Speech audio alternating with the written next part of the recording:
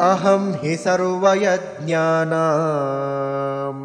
भोक्ता च प्रभुरेव च न तु मामभिजानन्ति तत्त्वेनातश्च्यवन्ति ते। अहं हि सर्वयज्ञानां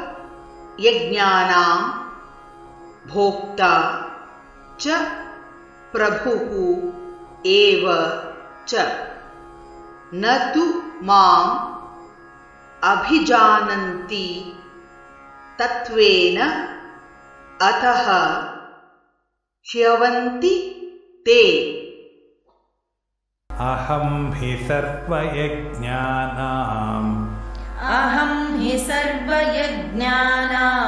भोक्ता च प्रभुरेव च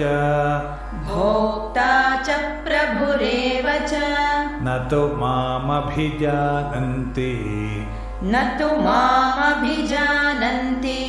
तत्त्वेनातश्च्यवन्ति ते।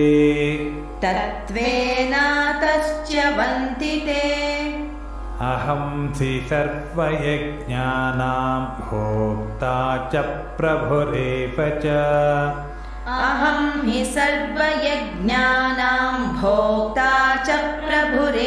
च न तु मामभिजानन्ति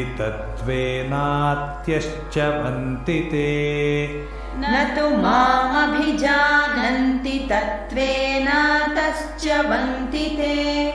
अहं हि सर्वयज्ञानां भोक्ता च प्रभुरेव च न तु मामभिजानन्ति तत्त्वेनातश्च्यवन्ति ते।